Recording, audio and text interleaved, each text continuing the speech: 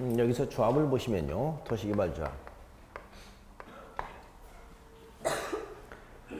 도시개발 조합을 설립하려면 첫째, 토지 소유자. 토지 소유자가 7명 이상이어야 돼요.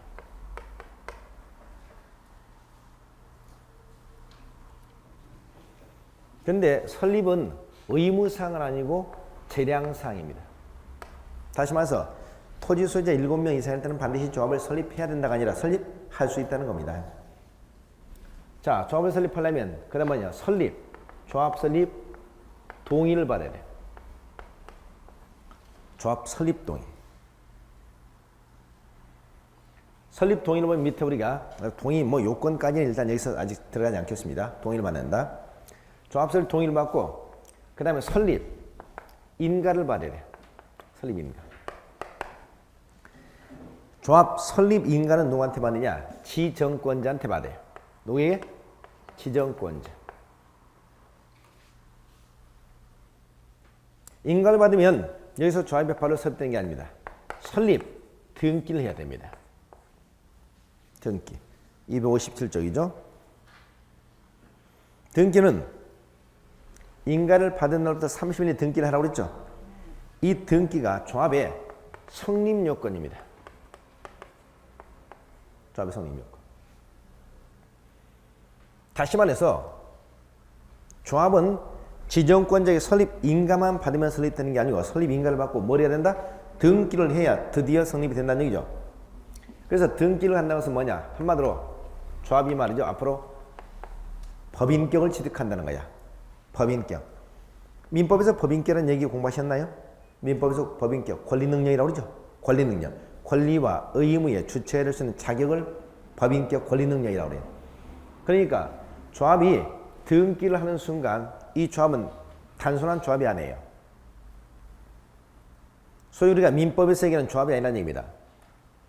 민법상 조합이 아니고 이건 소위 법인격을 하는 법인체가 되는 겁니다. 법인체. 자, 이렇게 해서 조합이 설립된 조합의 이 법적 성격은 이건 뭐가 아니라고요? 단순한 조합이 아니라 뭐라고요? 법인이 되는 겁니다. 법인.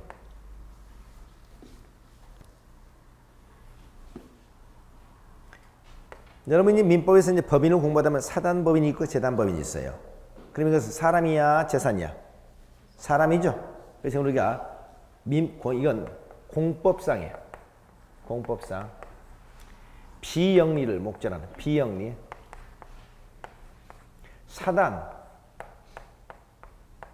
법인이라고 얘기합니다. 공법상에 비영리를 목적으로 뭐다? 사단법인이다. 공법상 비영리를 목적으로 사단법인이다. 그래서 이 도시개발조합은 말만 조합이라는 표현을 쓰고 있지 법적 성격이 뭐다? 법인체다. 사단법인이다, 재단법인이다, 사단법인이다. 영리, 비영리, 비영리 목적으로. 그래서 공법상 비영리 사단법인이라고 얘기하는 겁니다.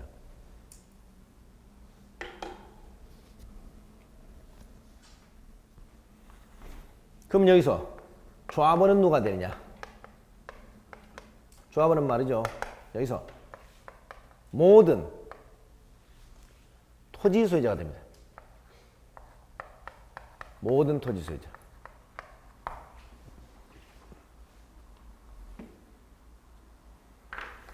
여기서 모든이라는 의미는 뭐냐? 응? 불문한다는 거예요. 뭐를? 동의, 여부. 다시 말해서 조합 설립 인가를 받고 조합 설립 등기가 되면 그 도시개발구역 내에 존재하는 모든 토지 소유는 당연 조합원이 돼요. 조합 설립 동의한 사람이든 반대한 사람은 당연 조합원이 된다. 또 토지 소유자가 국가이든 지방자치단체이든 개인이든 상관없다는 의미입니다. 또 여기서 뭘 묻자느냐? 능력 있죠, 능력. 토지에서 능력, 이걸 따지잖아요. 다시 말해서 미성년자, 한정치산자, 금치산자 있죠? 이런 사람도 조합원 될 수 있다 없다? 땅만 가지고 있으면 조합원 될 수 있다는 의미다. 땅만 가지고 있으면. 그래서 도시개발조합의 조합원, 거기 보니까 조합원은 토지 소유자라고 되어 있잖아요. 이 뜻은 모든 토지 소유자. 어떤 토지 소유자? 모든. 모든의 의미는 동의를 했느냐 안 했느냐 따지지 않는다. 능력이 어떠하냐 따지지 않는다 하는 얘기입니다. 그러나 2번에 보니까 조합의 임원은 그 조합의 다른 임원이나 직원을 겸할 수 없으면 다음 해당자는 조합 임원이 될 수 없다고 했죠. 여러분 조합에 말이죠. 조합에 임원이라는 게 있어요. 임원. 조합의 임원이라고 하는 것은 밑에 보니까 그 3번에 나오는데 임원에 조합장, 이사, 감사 있죠. 조합장, 이사, 감사. 이걸 임원이라고 그래요. 이건 한마디로 뭐다? 집행기관이죠. 집행기관. 조합을 이끄는 집행기관.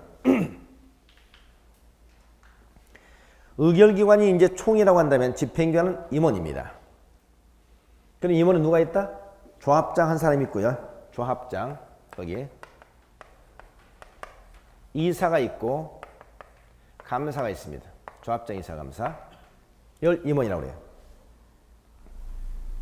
그런데 임원이 될 수 없는 사람이 있다고요. 임원이 될 수 없는 사람. 임원이 될 수 없는 사람. 임원의 이걸 뭐라고 하냐? 결격사유라고 하는 겁니다. 임원의 결격사유. 자, 거기 보겠습니다. 여러분 위에 다음과 같은 임원 될 수 없다고 그랬죠? 1번 누구? 금치산자, 한정치산자, 미성년자입니다.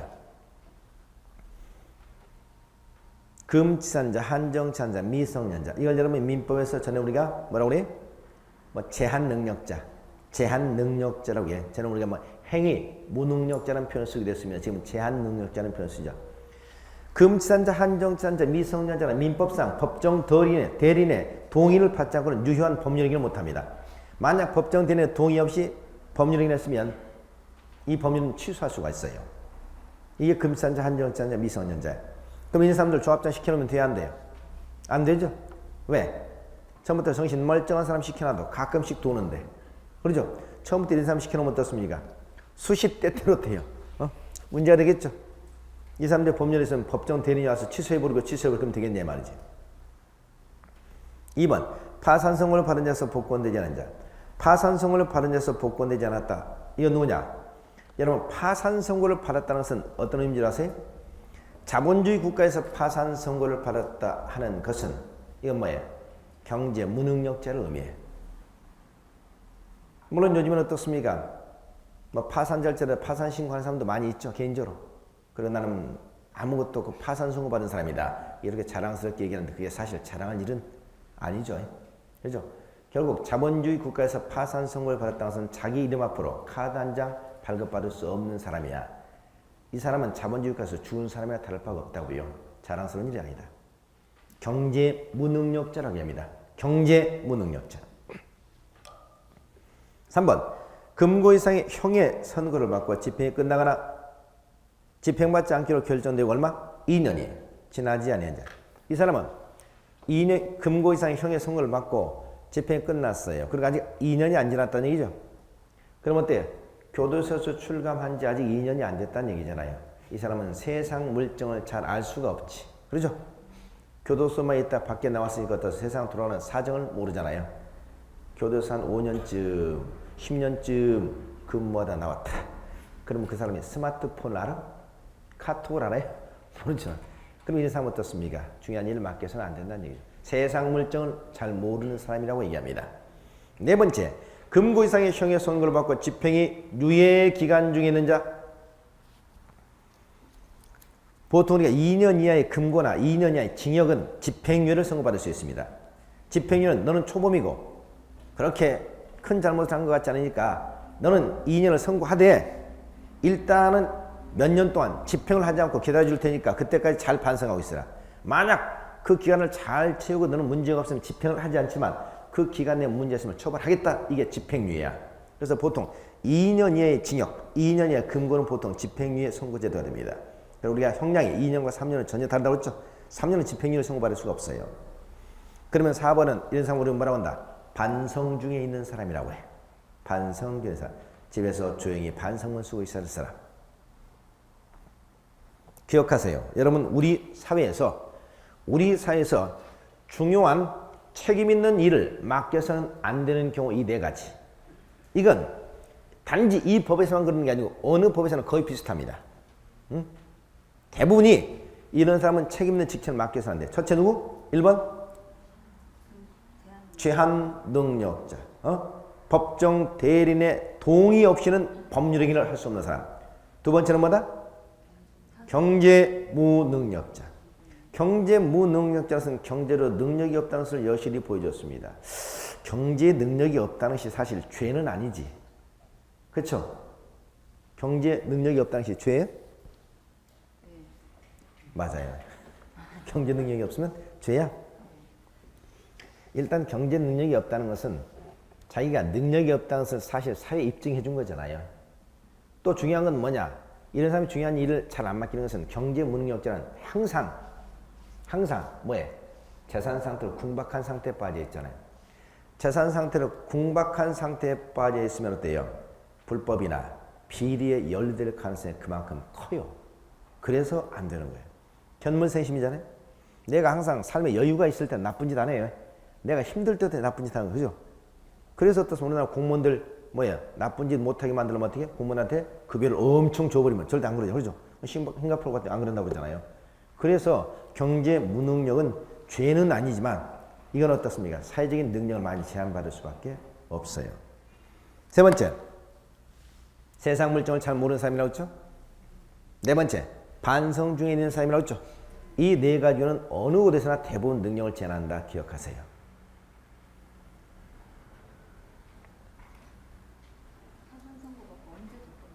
네? 복권 선고를 받아야 돼. 복권. 그러니까 이제 복권 절차를 거쳐가지고 복권이 되면 좋지만 복권 기간이 나와 있다. 우리가 파산 선수 몇 년 동안 이렇게 하거든요. 그러니까 파산 선수 받고 이 복권 절차를 거치지 않으면 안 돼요. 그러니까 실제 이런 사람들은 사회에서 여러 가지 지원한다는 겁니다. 그래서 나중에 여러분들 잘 기억하세요. 네 가지. 이런 사람들 어때요? 나중에 아파트 내에서도 말이죠. 아파트는 입주자 대표라는 게 있잖아요. 동대표 뽑는데 거기 보세요. 다음과 같은 입주자 대표에 출마할 수 없다. 딱 이 네 가지 딱 나옵니다. 어디나 거기 나와요. 이 법에서 나오는 게 아니라고요. 여러분들 나중에 어떻습니까? 합격하고 난 다음에 내년도에 무슨 여기 회장을 한번 하고 싶다. 그럼 여기 해당돼서 하면 회장 안 돼. 아셨죠? 네? 어떻게 증명할 수 있냐고? 다 증명이 돼. 금산자, 한정자, 미성년자. 미성년자는 민법상 미성년자 말하는 거죠. 금산자, 한정자는 법원에 선고를 받아요. 가정법원에. 그러니까 무슨 무조건 정신이 왔다 갔다 한 데서 금찬자 아니고 가정법원에서 금찬자, 한정자 선고를 한다고요. 선고를 하고. 파산 선고 받다 파산은 법원이 전부 다 결정이 나는 거예요. 전부 다 증명 가능해요. 그러니까 그것은 우리가 출마할 때 신분 조회를 다 하잖아요. 신분 조회. 다 바로 나오지 요즘엔. 그러면 당연히. 그 본인을 먼저 또 제출하라고 그러고. 근데 좀 이런 건 좀 문제가 되겠네. 집에서 나중에 딸내미가 남자친구를 데리고 왔어. 결혼하겠다고. 그러면 당연히 그 사람들 이 네 가지 제한이 있으면 일단은 제외시키는 게 좋아요. 그렇죠? 근데 그 신분조회를 너 주민도 등본 떼어가지고 올 수도 없고 말이죠. 그 좀 그러겠네. 주민도 등록면은 여기까지는 안 나오죠. 네. 자, 그 다음에 도시발 기관 나오고 남은 생략하시고 넘어가겠습니다. 다음 페이지 한번 보시면 258쪽에 그 대의원회라는 게 나오죠. 4번은 대의원회. 우리가 임원과 비교해가지고 조합의 최고 의사결정기관이 총회입니다. 총회는 의사결정기관이야. 그럼 총회는 조합원 전원으로 구성되는 거야. 조합원 전원. 그러니까 조합에서 중요한 의사결정을 하면 조합원 전원으로 구성된 총회가 있어야 됩니다. 근데 이건 또 무슨 기관이야? 이건 반드시 되는 필수기관이야. 문제는 이게죠. 여러분 신도시가 개발될 지에서 조합원 수가 몇 명이나 되겠습니까? 수십 명, 수백 명 이렇게 되겠죠. 근데 이 수백 명이 모여가지고 의사결정을 하면 의사결정이 제대로 돼야 안 돼? 안 되잖아요. 올해는 3명만 모여도 의사결정이 어려운 게 현실인데 수백 명 모여도 의사결정이 되겠냐 말이죠. 이런 경우에 의사결정의 신속성을 위해서 두고 있는 제도가 있습니다. 이게 대의원의 제도입니다. 대의원. 대의원에는 이건 의무기관이야. 꼭 돼야 되는 건 아니야. 조합원 수가 몇 명 이상일 때? 100명 이상일 때.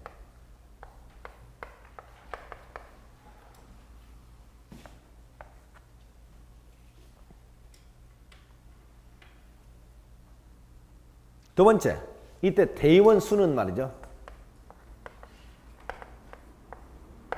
조합원 수의 얼마?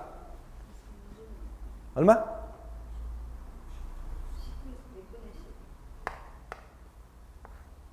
100분의 10 이상입니다.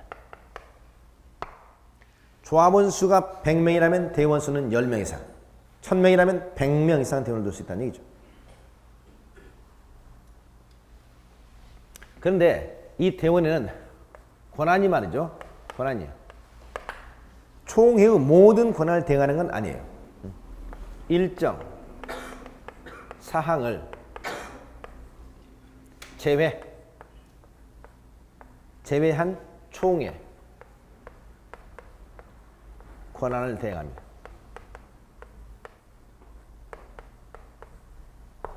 일정 사항을 제외한 총회 권한을 대행한다. 기억하세요. 다시 말해서 임원 선임하는 거 있지. 임원이면 조합장, 이사, 감사, 선임하는 이건 대의원에서 못해. 총회에서 해야 돼 이런 거. 그러니까 여러분 대의원의 제도는 이런 의미죠. 소위 우리가 민주주의 방식이 안 되면 간접민주주의죠. 총회에서 전원이 참석해서 의사결정이 직접 민주주의잖아요. 근데 직접 민주주의 문제점은 다수가 모이다 보면 의사결정이 어렵다는 거죠. 그래서 의사결정 신속성. 처음에 실제 말이죠. 우리가 이 조합원 총회를 처음 한 번은 이걸 갖다 창립총회라고 그러는데 창립총회는 반드시 전원이 모입니다. 그러면 조합원 수가 한 2,000명 된다. 신도시내니까. 이 많겠죠. 그럼 2,000명이 모이려고 하면 어디서 모여야 돼? 장소 문제잖아요. 2,000명 모일 장소가 없어요. 그럼 어디서 모이는 줄 아세요? 잠실, 올림픽, 체조 경기장 이런 데를 빌려요. 이런 데 몰려가지고 1차적으로 모입니다. 그럼 빌린 데 공짜인가? 돈 들어가잖아요. 그렇죠? 더 중요한 건 뭐예요? 2,000명 모여 의사결정이 안 된다는 얘기지. 그래서 한 번은 모이고 거기서 대의원을 뽑습니다. 대의원을 뽑아가지고 그 다음부터는 대의원들이 모여서 의사결정하게 되면 총에서 결정하는 것과 똑같은 효과를 주는 거야. 이게 소위 간접 민주주의 원칙이죠. 대의원의 제도. 그래서 둬야 한다 아니라 둘 수 있다. 조합원 수가 100인 이상일 때 조합원 수의 100분의 10 이상. 자, 이것만 좀 기억하시고요. 그 다음 258쪽의 밑에 4번에 그 조합의 법적 성격 나오죠? 조합의 법적 성격. 조합의 법적 성격한 거 뭐로 한다? 법인으로 한다. 법인. 이 법인이 아까 이거 있어요. 공법상 비영리 사단법인이었다. 공법상 비영리 사단법인이었다.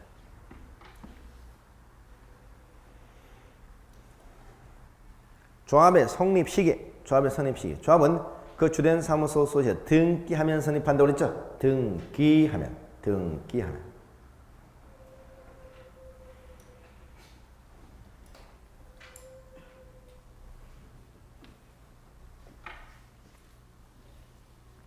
자, 이렇게 해서 도시개발 조합은 이 정도만 간단하게 기억을 해주시기 바랍니다. 좋아.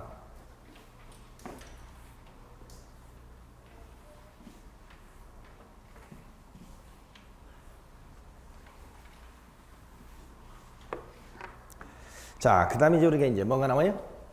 실시기가 나오죠. 실시기. 실시기는 간단하게만 보겠습니다. 아까 실시기는 누가 수립한다고 그랬죠? 사업? 시행자가 수립한다고 그랬죠? 시행자. 실시기는 어떤 거다? 구체적인 사업 시행 계획이라고 했습니다. 구체적인 사업 시행 계획.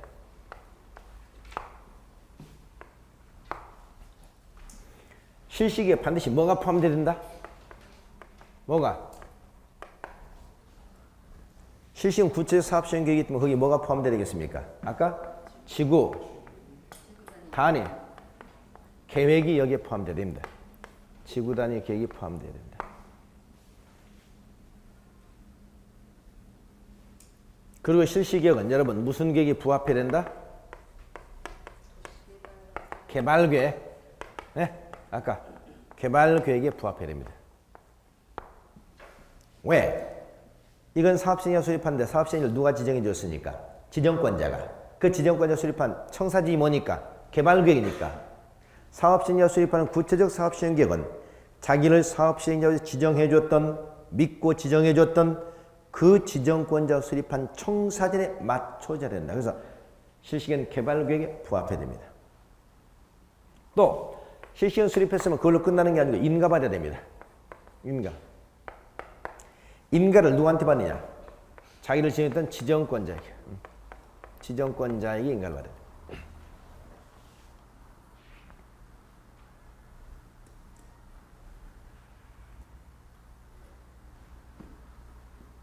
그렇죠? 지정권자 나를 지정해 줬으니까 내가 실시간 수립해서 지정권자한테 이렇게 해도 되겠습니까? 인가를 받는다고요. 자, 그 실시 인가 효과 뭐 이 정도만 기억하시 바랍니다. 시인가. 밑에 실시 구호시 효과는 아직 보지 않겠습니다.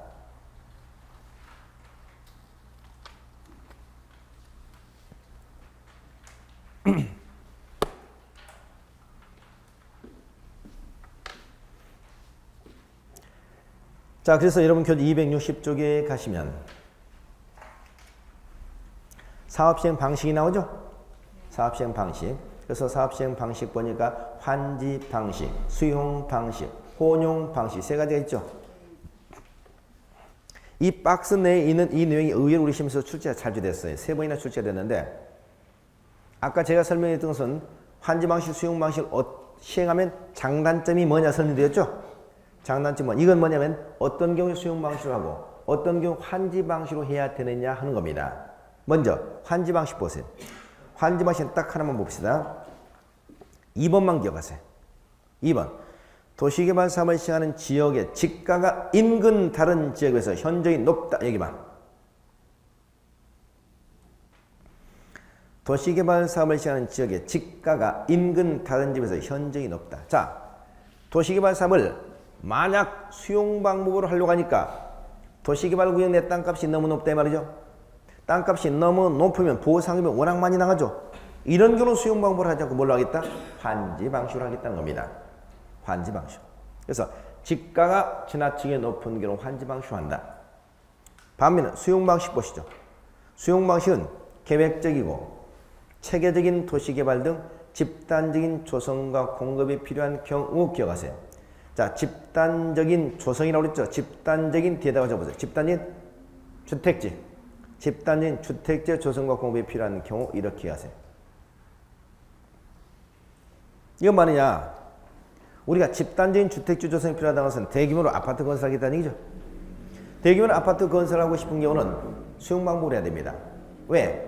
이런 경우 수용 방법으로 사업을 시행해가지고 보상금 지급하고 모두 떠나고 나면 처음부터 의도했던 대로 아파트를 건설해야 되죠. 근데 만약 이때 환지를 하게 되면 제가 여러분이 땅을 주게 되면 여러분이 그 땅 가지고 어떻게 이용할지 저는 장담을 못 하잖아요. 그렇기 때문에 집단적인 주택지 조성이 필요한 경우 대부분 이런 경우는 이번에 이 판교 신도시다 아파트 6만 가구를 건설하겠다. 목표치를 딱 정해요.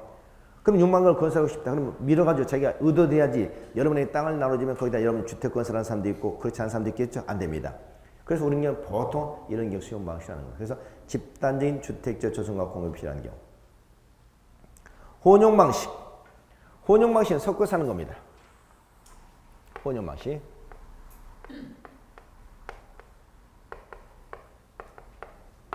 그런데 혼용 방식은 일부는 수용 방식, 일부는 환지 방식 한다는 얘기죠. 일부는 수용 방식, 일부는 환지 방식.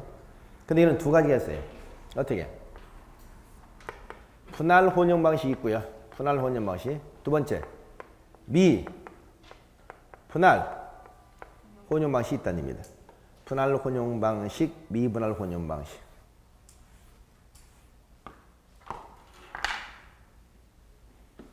무슨 말이냐?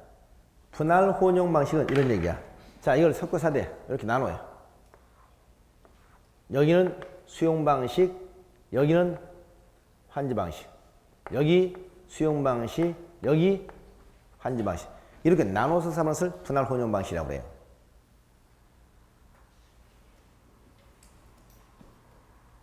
반면에 미분할 혼용 방식은 꼭 이렇게 나누지 않고 여기 수용도 하고 여기 뭐도 하고 환지도 하고 또 환지도 하고 뭐 수용도 하고 이런 식으로 구역을 꼭 나누지 않고 섞어서 하는 방식을 미분할 혼용 방식이라고 얘기합니다.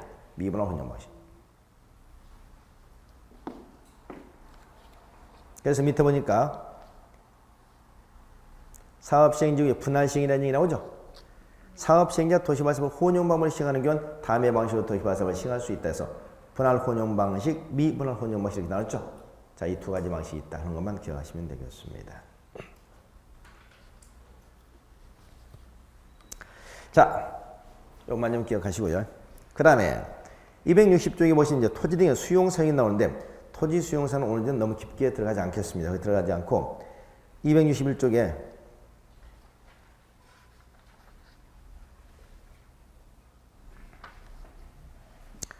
환지 방식.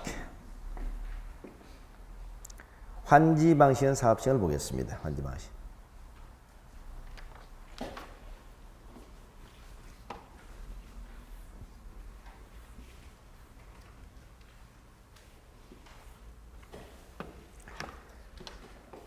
자, 환지 방식에 의해서 사업을 한다. 그러면 여기서 무슨 계획을 수립한다고요? 환지 계획을 수립하죠? 환지계.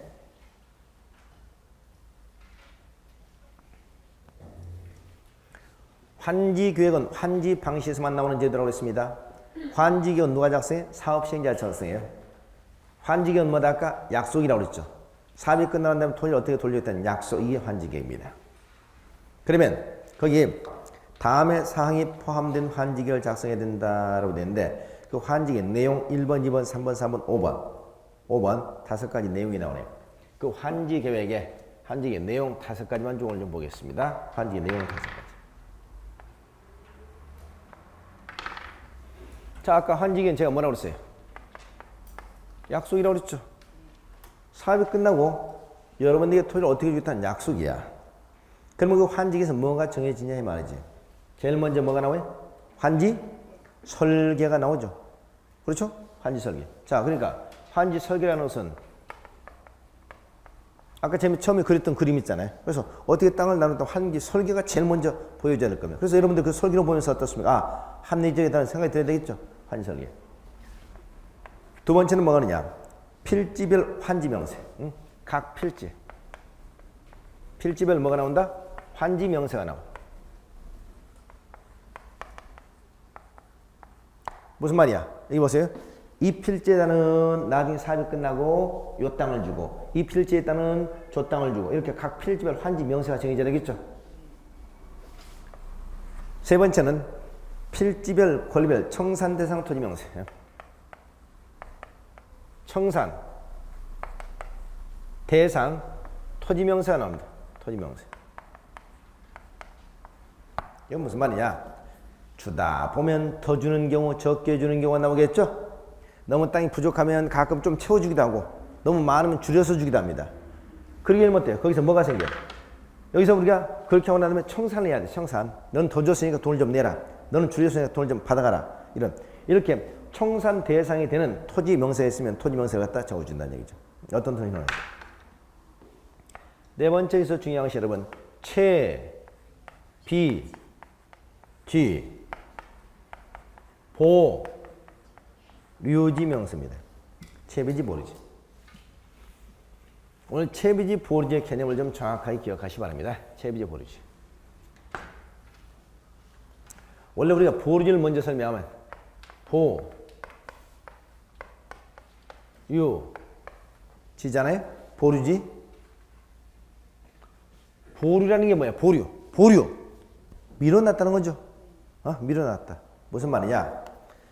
이 땅에다는 이 땅으로 주고 이 땅에다는 이 땅을 주고 이렇게 다 정해져야 하는데 이 땅은 아무한테도 주지 않고 그냥 남겨놓겠다.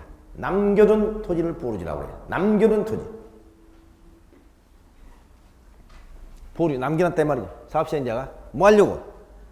자기가 사업시행 비용이라든가 아니면 청사, 학교 이런 것들을 갖다 건설해서 자기가 쓰려고 남겨놓은 땅을 보르지라고 합니다.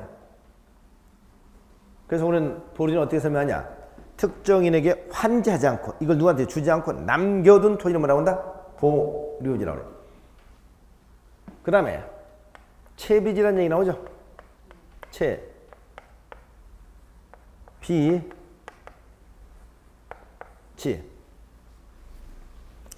비용할 때 빚자입니다. 대체한다, 교체한다 채자야. 그럼 무슨 말이냐? 아까 도시개발 사업을 수용방법을 할 때는 최대 관건이 뭐라고 했습니까? 보상금이라고 했죠. 근데 환지방법을 사업할 때는 보상금이 있어 없어? 보상금이 없죠. 왜? 끝나면 뭐로 주니까? 땅으로 주니까. 그러면 사업을 수용방법으로 할 때는 보상금이 문제되고 사업을 환지방식으로 할 때는 사업시행 비용이 문제됩니다. 이 사업시행 비용을 어떻게 할 것이냐 말이죠. 이때 사업시행을 환지방식으로 할 때 사업시행 비용 문제를 해결하기 위해서 두고 있는 제도를 채비지 제도라고 합니다. 무슨 말이냐? 도시개발구역 내에 주로 이제 토지 소지나 조합이 한다고 했잖아요. 환지방식. 도시개발구역 내 가장 좋은 황금의 요지에다가 이런 어떤 황금의 요지에다가 말이죠. 이런 데다가 이렇게 뭘 정해? 채비지라고 지정을 해요. 채비지. 채비지는 한 곳에다 지정할 수도 있고 여러 군데 지정할 수도 있습니다. 단 분명한 것은 좋은 땅이야. 가장 좋은 땅. 이 채비지를 정해서 채비지를 일반적인 매각하는 겁니다. 매각하면 그 돈이 들어오죠? 그러면 그 돈을 가지고 사업을 하겠다는 겁니다. 그래서 사업시행 비용에 쓰려고 남겨둔 토지를 뭐라고 한다? 채비지라고 해요. 그럼 왜 채비지가 좋은 위치에 지정된다? 채비지가 만약에 나쁜 위치에 지정이 되면 채비지가 팔려요, 안 팔려요? 안 팔리죠. 또 나쁜 위치에 지정되면 채비지 면적이 넓어야 되겠죠. 그래서 땅값은 비싸고 가급적이면 잘 소비가 될 좋은 위치에다가 채비지를 정하는 겁니다. 그래서 채비지는 일단 여러분 채비지 채비하면 도시개발구역 내에서 가장 위치라든가 여러 가지 조건 좋은 땅이다 이렇게 이해하시기 바랍니다. 그러면 여러분 아까 여기서 보르지라는 얘기 나오죠? 보르지는 이런 얘기야. 보르지는 채비지 플러스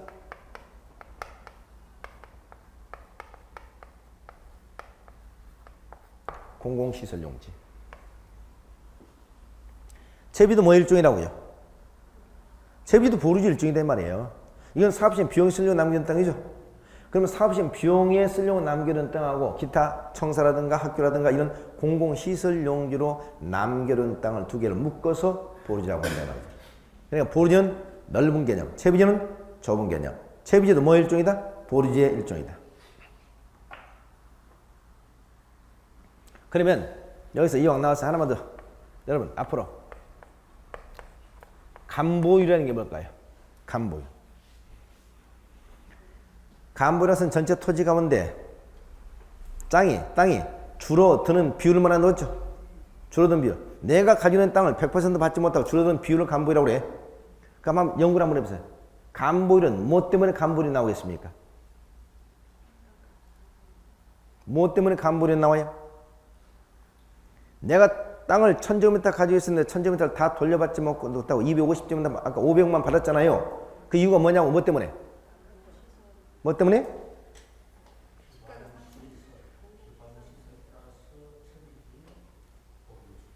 그렇죠. 뭐 때문에? 바로 간보유라는 것은 보르지 때문에 나온 거예요. 그렇죠? 땅을 다 주고 남겨놨잖아요. 남겨놨기 때문에 내가 줄어든 거죠. 그러면 결국 간보유라는 건 결국 뭐다? 전체 토지 면적 가운데 뭐가 차지하는 비율? 네? 이거 아니겠어요?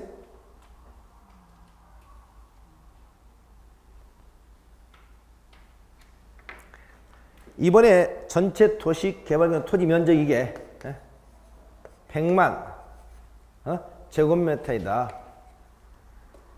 근데 보르지가 만약에 45만 제곱미터이다. 이 45만 제곱미터는 채비지 30만, 공공시설용자 15만 이런 식이죠. 그럼 이게 남겨놓은 거잖아요. 그럼 100만 분의 45 곱하기 100 그럼 얼마야? 간보율이 몇 프로? 간보율이 45%가 되는 거잖아요. 그럼 간불이 45%라는 얘는 45% 줄어들었기 때문에 여러분 토지 소지는 실질적으로 토지를 얼마씩 돌려받는다? 55%를 받겠는데 말이지. 그러면 여러분이 아까 땅 1000제곱미터를 가지고 있었으면 간불이 45% 그럼 얼마예요? 550제곱미터를 받게 되는 것이고 간불이 60% 그럼 얼마나 받게 된다? 400제곱미터를 받게 되는 겁니다. 간불이 높은 게 좋다? 낮은 게 좋다? 당연히 낮은 게 좋겠죠. 낮은 게. 그러니까 간불은 통상 50%를 초과하지 못합니다. 그래서 약 50% 정도 예상하시면 된다고 그랬죠. 그래서 여러분 여기서 꼭 기억할 것은 보류는 환지하지 않고 남겨둔 땅. 채비는 사업시행 비용에 쓰려고 남겨둔 땅. 보류는 채비지 플러스 공공시설용지다. 이때 전체 토지 가운데 그 보류지가 차지하는 비율을 우리는 뭐라 한다? 간보율이라고 한다. 간보율은 50%를 넘지 못한다. 그래서 간보율이 60% 그럼 여러분 40%씩만 땅을 돌려받게 되는 제도다 하는 겁니다.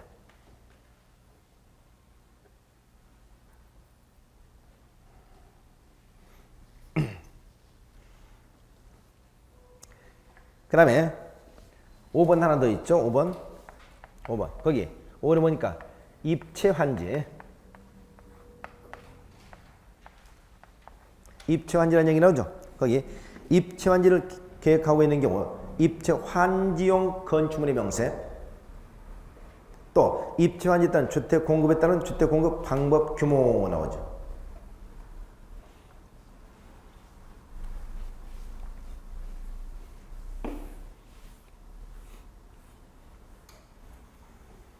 여러분 입체환지라는 개념을 잠깐만 정리하면 환지입니다. 입체환지. 여러분 입체는 뭐의 반대말이야? 평면의 반대말이죠. 그러면 아까 여러분 도시개발구역 내에서 사업시행자는 원칙적으로 뭐만 가지고 놀아야 돼? 땅만 가지고 놀아야 되죠. 아까 도시개발사업의 대상은 땅이기 때문에. 그러면 도시개발사업이 끝나고 나면 종전 토지 대신에 새로운 땅으로 돌려준 게 원칙이다. 땅으로 돌려준다. 이게 평면환지입니다. 평면환지. 그런데 말이죠. 땅을 주려고 보니까 이 땅이 너무 작아. 쓸모없는 땅이야. 적어도 이 땅을 주면 건물 건축할 수 있는 작은 땅이다. 이런 경우. 이런 경우는 땅을 줘봐야 실컷 사업을 해놓고 쓸모없는 땅이 돼버리잖아요. 이런 경우는 꼭 땅을 주는 게 아니고 대신 건물을 주겠다. 그러니까 이런 얘기죠. 입천이라는 것은 보세요. 갑이라는 사람이 토지를 가지고 있었습니다. 토지를 가지고 있고 갑의 토지 위에는 을이라는 사람이 또 저당권을 가지고 있었어요. 저당. 근데 이 토지 면적이 너무 작아요. 응?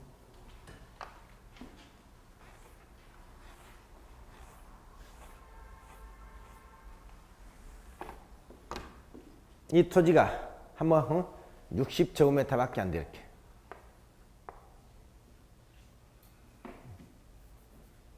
한 100제곱미터밖에 안 돼.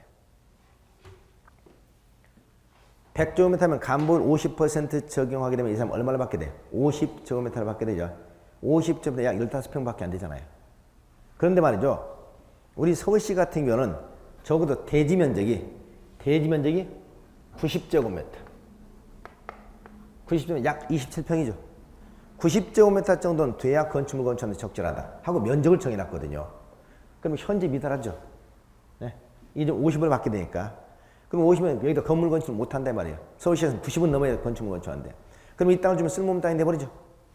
이런 경우에 사업시행자가 이 토지 대신에 뭘로 주느냐.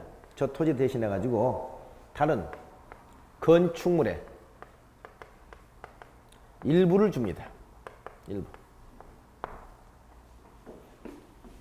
그리고 대지도 줘야 되겠죠. 대지는 뭘로 주느냐. 공유지분으로 줘. 공유지분. 쉽게 말하면 사업시행자가 아파트를 지어가지고요. 땅 대신 땅 쓸모없다니까. 아파트 지분, 아파트 뭐야? 구분 소유권이라고 그러죠. 아파트 한 세대를 갖다 건축 일부를 이렇게 준다고요. 또 그것을 이용해서 뭐 대지에 공유집을 준다고요. 그러니까 이 땅 대신에 뭘로 줬다? 건축물. 땅 대신에 건축물 줬잖아요. 또 대지 공유 지분 줬죠. 대지. 이걸 우리가 땅 대신에 건물을 줬다. 이걸 입체환지라고 해요. 입체환지. 그럼 문제는 뭐냐? 이 을이 이 토지의 저당권을 가지고 있으니 이 저당권을 운명은 어떻게 될까요? 저당권은. 저당권 없어질까요? 저당권은 그대로 어떻게 돼? 이전돼요. 어디로? 이 건축물 일부하고 대지 공유지분 위로. 쉽게 말하면 여러분이 은평 뉴타운에서 작은 땅을 하나 가지고 있었는데 여기 환지를 하려고 하니까 면적이 너무 작아서 여러분이 쓸모없는 땅이 돼버린다. 이때 사업시행자인 한국토지주택공사는 그 땅 대신에 아파트를 지어서 아파트 한 세대, 한 동이 아니고 한 세대, 그리고 대지 지분을 주는 것을 입체환지처분이라고 한다는 겁니다. 그러면 그 토지 위에 누군가가 저당권이 있다? 저당권이 어떻게 된다? 소멸하는 게 아니고 이 건축물 일부하고 대지의 공유 지분은 그대로 이전된다 이 말이에요. 입체환지. 그래서 만약에 이런 입체환지를 계획하고 있다면 입체환지용 건축물의 명세. 물론 여기서 건축물이라서 꼭 아파트 얘기하는 게 아닙니다. 상가가 될 수도 있죠. 상가. 그래서 입체환지를 내가 건물로 하겠다 그러면 건축물의 명세. 그리고 만약에 주택을 주겠다 그러면 뒤에 보니까 주택 공급 방법, 주택 공급 규모 이런 것을 환지계에서 정해져야 된다는 겁니다. 자, 그럼 우리는 환지계 내용 5가지 맞죠? 환지계의 내용에는 뭐가 드냐? 첫 번째 설계가 들어간다. 두 번째 필지별 환지 명세. 세 번째 필지별 권리별 청산 대상 토지 명세. 네 번째 채배지 보류지 명세. 채배지 보류지 명세. 다섯 번째 입체 환지를 계획하고 있다면 그 입체 환지용 건축물의 명세. 또 주택으로 공급하겠다면 주택 공급 방법 규모. 이 5가지가 환지 계획의 내용이다. 환지의 내용이다. 이렇게 기억하시면 되겠습니다. 자, 넘겨 보시죠.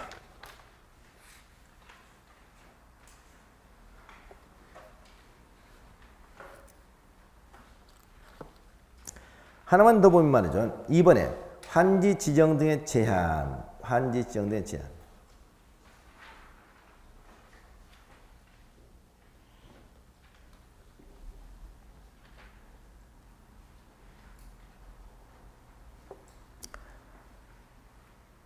자, 그 일단 나도 263쪽에 3번 환지 인가를 먼저 보겠습니다. 환지 인가. 자, 환지계. 환지계는 아까 누가 작성했어요? 사업시행자 작성했죠. 그럼 환지계를 작성해야 되면 이렇게 해도 되겠느냐 하고 인가를 받아야 됩니다. 그 환지계는 누구한테 인가 받느냐? 다음 페이지 보세요. 행정청이 아닌 시행자. 행정청 아닌 시행자 환지계를 작성했을 때는 거기에 특별자치도지사, 시장수, 구청장 인가를 받아야 된다고 되어 있죠. 그래서 환지계 인가권자 누구다? 환지계 인가권자 특별자치도지사, 시장수, 구청장. 물론 여기 특별자치 시장까지 들어가면 특별자치도지사, 특별자치시장, 시장수, 구청장. 즉 기초자치단체장이 환지계를 인가한다는 얘기죠. 그러면 여러분 앞으로 꼭 이걸 기억하세요. 누구한테 인가를 받는다. 그럼 보통 행정관청한테 인가를 받거든요. 누구한테? 행정관청. 그러면 보세요. 여러분이 저한테 인가를 받는다. 인가받는다 얘기했을 때 항상 우리 공법상 인가의 의미는 뭐냐? 인가는 제 밑에 사람만 저한테 인가를 받는 겁니다. 그렇죠? 제가 인가권이다 그러면 제 밑에 사람 받는 거라고요. 제가 직접 저한테 사업을 한다든가 제 윗사람은 저한테 인가를 받아 안 받아? 안 받아요. 그때는 계획을 작성만 하지 인가를 받지 않는다고요. 자, 그럼 예를 보세요. 자, 인가권자가 시도지사다. 시도지사 인가권이다. 그럼 누구만 인가받아? 행정관청에는 비행정관청이 있죠. 비행정관청은 전부 다 인가를 받아. 행정관청 아니니까 또 누구? 밑에는 시장구 수구청 이 사람 보통 인가를 받아. 그런데 시도지사는 받아 안 받아? 안 받는다 이 말이에요. 또 국장은 받아 안 받아? 안 받아. 그러면 국장이나 시도지사 사업을 시행할 때는 계획을 작성까지만 하되 인가를 받지 않습니다. 아셨죠? 자, 그럼 이번엔 예를 들면 시장구 수구청이 인가권자다. 시장구 수구청장. 그럼 시장구 수구청 제일 말단인 기초자치단체 장인가권자라는 얘기죠. 그럼 물론 거기에 이제 앞으로는 특별자치시장, 특별자치도지사, 시장수 구청 이렇게 나와 되겠죠. 그럼 보세요. 특별자치시장, 특별자치도지사, 시장수 구청장이 인가를 한다. 이렇게 나왔다는 얘기는 행정관청 중에서 제일 말단인 기초자치단체 장인가권자라는 얘기잖아요. 그러면 누구는 절대 인가를 안 받는다? 모든 행정관청은 인가를 받지 않는다는 겁니다. 그럼 누구만? 행정관청일 때만 인가를 받는다는 뜻이에요. 여기서 꼭 함정이 뭐냐 이겁니다. 보세요. 도시개발 사업시행자는 환지계획을 작성하여 특별자치도지사, 시장구청장에게 인가를 받는다. 그럼 맞다 틀리다? 틀리다 이 말이지. 도시개발 사업시행자는 환지계획을 작성하여 누구만? 비행정관청인 사업시행자만 특별자치도지사, 시장구청장의 인가를 받는다. 이렇게 나와야 되겠지. 왜? 인가권자 누구니까? 행정관청 중에서 제일 말단이기 때문에. 그럼 아까 여러분 도시개발 사업시행자에서 행정관청이 있었죠? 제일 앞에 1번 있었죠. 1번 국가지방자치단체. 이때 국가나 지방자치단체는 절대 인가를 받는다 안 받는다? 안 받는다 이 말이에요. 안 받는다. 그래서 거기 항상 앞으로 이 공식 기억하세요. 누군가가 인가권자 정해지면 인가권자 밑에 사람만 인가를 받는다. 그리고 행정관청이 인가를 한다. 그러면 행정관청이 인가를 받지 않는다. 그래서 여기는 행정청이 아닌 시행자가 환지계획을 작성하는 건 특별자치도지사, 시장으로서 인가를 받아야 된다. 여기까지만 기억하시기 바랍니다. 그리고 뒤에 인가받는 사람을 뭐 할 때? 변경 동그라미 변경. 준용한다고 그랬죠? 여러분 항상 우리 공부에서 이게 뭐였죠? 변경행위는 뭐하고 똑같다? 항상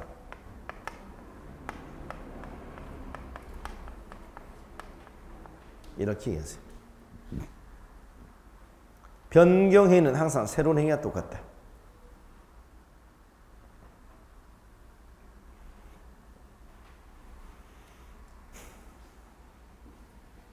그러니까 어떤 절차를 거쳐서 뭐가 결정되면 결정돼서 다시 변경할 때는 아까 새로운 행위를 할 때와 똑같은 절차를 다시 거치는 겁니다. 그럼 아까 환지계획을 처음 인가받았죠? 인가받은 상을 변경한다. 그럼 이건 새로 환지계획을 작성하는 것과 마찬가지로 인가를 다시 받는다 받는다? 받는다 하는 겁니다. 받는다. 준용한다는 얘기는 그런 얘기야. 그런데 단 어떤 거? 항상 미 한상의 변경. 가벼운 변경이라면 새로운 인가를 받을 필요는 없다. 경미한 상의 변경할 때 인가를 받을 필요가 없다는 얘기입니다.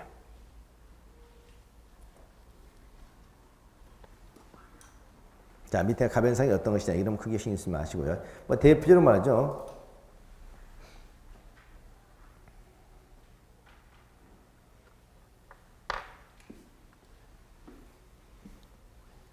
자, 이렇게 여기까지만 하도록 하죠. 그래서 환지계획을 작성했으면 인가를 받는다. 누구한테? 특별자치도지사, 시장수, 구청장에게. 누구는 인가를 안 받는다? 행정관청은 인가를 받지 않는다. 인가받은 상을 변경할 때는 신고하면 되죠? 네? 아니라고 그랬잖아요. 인가받은 상을 변경할 때 새로운 행위로 보니까 변경 인가를 다시 받는다고요. 단 그 변경이 무슨 변경? 경미한 사항의 변경일 때는 그러하지 않다는 것은 인가를 받지 않아도 된다는 얘기입니다. 그래서 항상 변경은 신고한다. 틀려요. 변경행위를 할 때도 원칙적으로 인가를 받는 게 원칙이다. 받는 게 원칙이다.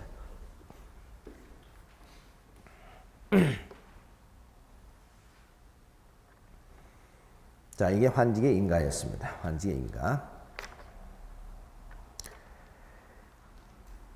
자, 예를 들면 경미하냐 경미하냐 아니냐는 것은 그때그때 이제 여러분이 판단하는 거거든요. 근데 예를 들면 하나만 볼까요? 1번 종전토지 뭐예요? 합필 또는 뭐예요? 분필로 환지 명세가 변경되는 경우는 인가받을 필요가 없다는 얘기죠. 그러니까 이런 걸 다 기억할 수는 없잖아요. 그때그때 여러분 생각을 하는 거야. 이게 경미한가 경미한가 이런 얘기잖아요. 보세요. 이 토지가 처음에 두 필지였어요. 그래서 가백이 이 땅을 을에게 이 땅을 주겠다 하고 환지계획을 작성을 했어요. 인가 받았어요. 인가 받았다고요. 그런데 조금 있으니까 이 사람 찾아온 거야. 찾아왔어. 뭐로 찾았냐? 아니 지금 장난하시는 겁니까? 아니 이 땅 조그마한 땅을 이렇게 나눠서 주면 어떡합니까? 응? 아니 그러니까 가백에 이렇게 합시다. 여기 이렇게 가백에 이렇게 두 필지를 주겠다 약속 있어. 두 필지를. 근데 이 땅도 조그만 땅이고 이 땅도 조그만 땅이 두 필지야. 그럼 갑이 보니까 어때요? 아니 나한테 줄 땅 이왕이면 두 땅을 두 개를 합해가지고 큰 필지로 주면 거기다 큰 건물을 건축할 수 있는데 왜 이렇게 땅을 쪼개가지고 이렇게 주냐 말이지. 그래서 갑이 찾아가지고 그러지 말고 나의 땅 두 개를 갖다 합필해가지고 주라. 합필. 이렇게 요구하는 거예요. 그러면 환지기 바뀌어야 되죠. 환지기 바뀌었는데 다른 사람한테 이해관계 있어 없어? 없잖아요. 어차피 두 필지로 나눠서 주나 한 필지로 묶어 주나 다른 사람은 전혀 이해관계 없잖아. 이런 얘기입니다. 반대로 이번엔 어때요? 이렇게 큰 땅을 한 필지를 줬어. 한 필지를 줬는데 갑이 또 찾아온 거야. 뭐라고? 아니 왜 이렇게 나한테 부담스럽게 큰 필지를 주십니까? 땅을 나눠서 두 필지를 주면은 나중에 처분하기도 좋고 그럴 텐데 이렇게 얘기하는 거죠. 그럼 그렇게 하라는 얘기죠. 이렇게 합필이라든가 분필로 환지가 바뀐다 하더라도 다른 사람 이해관계 있어 없어요? 다른 사람이 여기서 다툴 소지가 전혀 없잖아요. 인간을 받는다는 것은 누군가에게 어떤 불이익을 댈 소지가 있으니까 신중을 기하자는 얘기거든요.